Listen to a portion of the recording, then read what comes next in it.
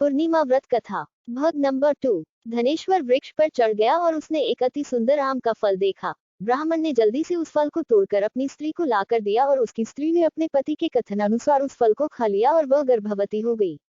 देवी जी की असीम कृपा से उसे एक अत्यंत सुंदर पुत्र उत्पन्न हुआ, जिसका नाम उन्होंने देवीदास रखा। माता पिता के हर्ष के साथ वह बालक बढ़ने लगा। भवानी की कृपा से वह बालक बहुत ही सुंदर, सुशील और पढ़ने में बहुत ही निपुण हो गया। दुर्गा जी की आज्ञानुसार उसकी माता ने 32 पूर्णमासी का व्रत रखना प्रारंभ कर दिया था, जिससे उसका पुत्र बड़ी आयु वाला हो जाए। 16वां वर्ष लगते ही देवीदास के माता पिता को चिंता हुई कि कहीं उनके पुत्र की इस वर्ष मृत्यु न हो जाए। इसलिए उन्होंने अपने मन में विचार किया कि यदि यह दुर्घटना उनके सामने हो गई तो वे कैसे सहन कर सकेंगे।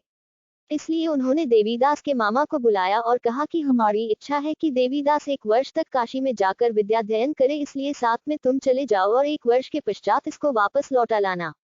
सब प्रबंध करके उसके माता पिता ने काशी जाने के लिए देवीदास को एक घोड़े पर बैठाकर उसके मामा को उसके साथ भेज दिया। धनेश्वर ने सपत्नीक अपने पुत्र की मंगल कामना तथा दीर्घायु के लिए भगवती दुर्गा की आराधना और पूर्णमासियों का व्रत करना आरंभ कर दिया। इस प्रकार बराबर 32 पूर्णमासी का व्रत पूरा किया। कुछ समय पश्चात मामा और भांजा मार्ग में रात्रि बिताने के लिए किसी ग्राम में ठहरे हुए थे। उस दिन उस गांव में एक ब्राह्मण की अत्यंत सुंदर, सुशील और गुणवती कन्या का विवाह होने वाला था।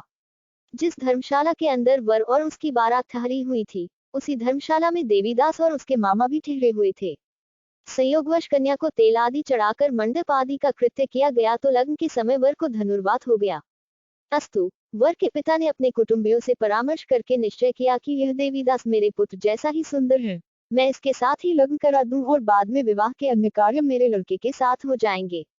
ऐसा सोचकर देवीदास के मामा से जाकर बोला कि तुम थोड़ी देर के लिए अपने भांजे को हमें दे दो, जिससे विवाह के लग्न का सब कृत्य सुचारू रूप से हो सके।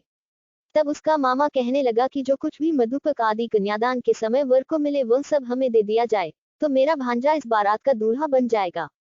यह बात वर के पिता ने स्वीकार करने पर उसने अपना भांजा वर बनने को भेज दिया और उसके साथ सब विवाह कार्य रात्रि में विधिपूर्वक संपन्न हो गया। पत्नी के साथ वह भोजन न कर सका और अपने मन में सोचने लगा कि न जाने यह कैसी स्त्री होगी। वह एकांत में इसी सोच में पड़ गया तथा उसकी आंखों में आंसू भी आ गए। तब वधू ने पूछा कि क्या बात है, आप इतने दुखी क्यों हो रहे हैं? तब उसने सब बातें जो वर के पिता व उसके मामा में हुई थी उसको बतला दी। तब कन्या कहने लगी कि यह ब्रह्म विवाह के विपरीत हो कैसे सकता है। देव, ब्राह्मण और अग्नि के सामने मैंने आपको ही अपना पति बनाया है, इसलिए आप ही मेरे पति हैं। मैं आपकी ही पत्नी रहूंगी, किसी अन्य की कदापि नहीं। तब देवीदास ने कहा, ऐसा मत करिए क्योंकि मेरी आयु बहुत थोड़ी है, मेरे पश्चात आपकी क्या गति होगी इन बातों को अच्छी तरह विचार लो। परंतु वह दृढ़ विचार वाली थी, बोली कि जो आपकी गति होगी वही मेरी गति होगी। हे स्वामी, आप उठिए और भोजन करिए, आप निश्चय ही भूखे होंगे।